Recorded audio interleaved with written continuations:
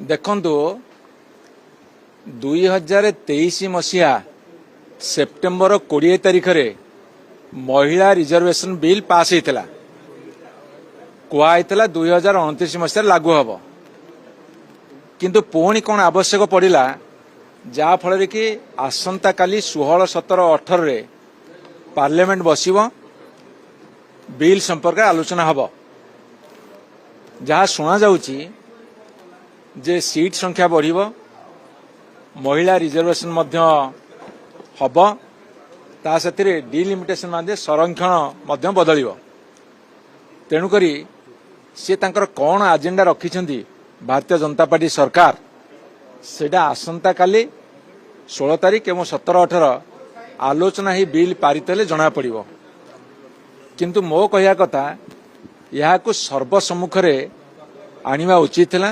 ତାକୁ ନ ଆଣିକରି ବିଲ୍ର କପି ବଣ୍ଟା ନ ଯାଇ ଏମ୍ପି ମାନଙ୍କୁ ତା ପୂର୍ବରୁ ସାରା ଦେଶରେ ରାଲି ଫାଲି କରିକି ଚଲେଇଛନ୍ତି।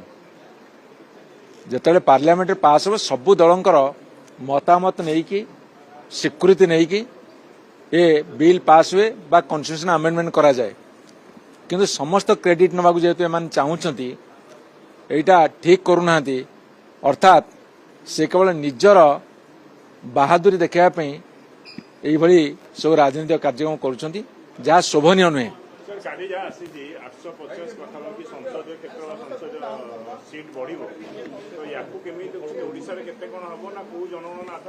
ଶୁଣନ୍ତୁ, ଯେତେ ଲୋକ ପ୍ରତିନିଧି ମାନଙ୍କ ସଂଖ୍ୟା ବଢ଼ିବ କିଛି ଖରାପ ନୁହଁ, ଭଲ କଥା।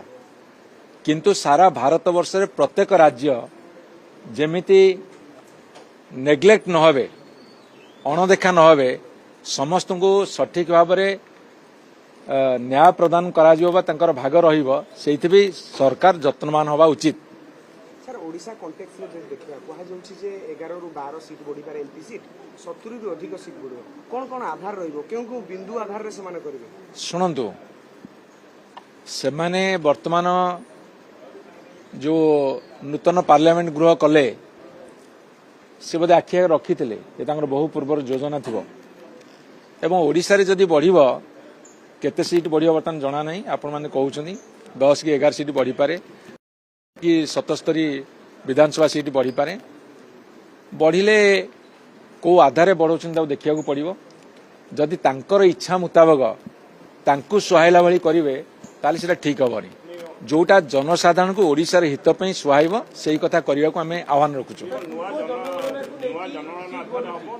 ନାଇଁ, ସେମାନେ ଯାହା ମୁଁ ଖବର ପାଇଛି, ସେମାନେ ବିଭିନ୍ନ ରାଜନୈତିକ ଦଳ ଭାରତବର୍ଷର ତାଙ୍କୁ ଆପ୍ରୋଚ୍ କରିଛନ୍ତି ଏବଂ ସାଉଥ ଇଣ୍ଡିଆରେ ଯେଉଁ ସମସ୍ୟା ହେଉଛି, ସେ ସେଇଥିପାଇଁ 2011 ଜନଗଣନାକୁ ହିସାବକୁ ନେବେ ବୋଲି ଶୁଣାଯାଉଛି।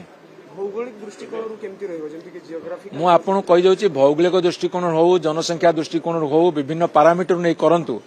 କିନ୍ତୁ ନିଜର ଲୁକାୟିତ ରାଜନୈତିକ ଏଜେଣ୍ଡାକୁ ଯଦି ସେ ଥାପିବାକୁ ଚାହିଁବେ, ସେଟା ଭଲ ହେବନି। ସେଟା ଡିଟେଲ୍ସ ହିସାବ କଲା ପରେ ଜଣାପଡ଼ିବ। ସେ ଆଗ ସମ୍ପୂର୍ଣ୍ଣ ବିଲ୍ ଉପସ୍ଥାପିତ କରି ଆଲୋଚନା ହେଉ, ତାପରେ କହିବା। କିନ୍ତୁ ରାଜନୈତିକ ଅଭିସନ୍ଧିମୂଳକ କୌଣସି ପଦକ୍ଷେପ ଦିଲ୍ଲୀ ସରକାର ନ ନିଅନ୍ତୁ, ସେଇଥିପାଇଁ ଆମେ ତାଙ୍କୁ ଆହ୍ୱାନ ରଖୁଛୁ।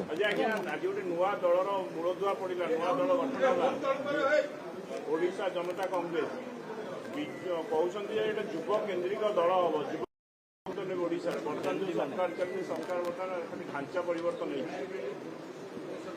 ଶୁଣନ୍ତୁ, ଗୋଟେ ଦଳ ଜନ୍ମ ନେଇକି ତାର ଆଭିମୁଖ୍ୟ ପ୍ରକାଶ କରନ୍ତୁ ଏବଂ ତାଙ୍କର ଭବିଷ୍ୟତରେ ତାଙ୍କ କାର୍ଯ୍ୟକ୍ରମ ଜଣାଇବ ସେ କେତେ ଦୂର ଭାରତୀୟ ଜନତା ପାର୍ଟି ସରକାର ବିରୁଦ୍ଧରେ ଲଢ଼ିବେ କି ନ ଲଢ଼ିବେ। ତେଣୁ ତାଙ୍କର ଯେତେବେଳେ ସେ ମଇଦାନକୁ ଆସିବେ, ତାଙ୍କର ଆଜେଣ୍ଡା ଜଣାପଡ଼ିବ, ତାପରେ ମତାମତ ଦେବା ଠିକ୍ ହେବ।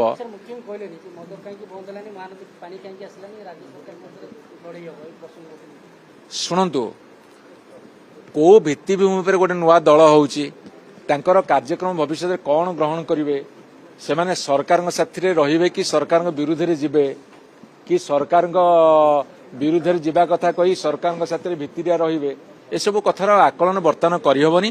ସେମାନେ କାର୍ଯ୍ୟକ୍ରମ ହାତକୁ ନେଲା ପରେ ତାପରେ ଜଣାପଡ଼ିବ ସେ କୋଉ କୁହାଯାଉଛି ଯେ ବିଜୁ ଜନତା ଦଳ ଉପରେ ବହୁତ ପ୍ରଭାବ ପଡ଼ିବ। ମତେ ଲାଗୁନି ବିଜୁ ଜନତା ଦଳ ଉପରେ କିଛି ଇମ୍ପାକ୍ଟ ପଡିବ।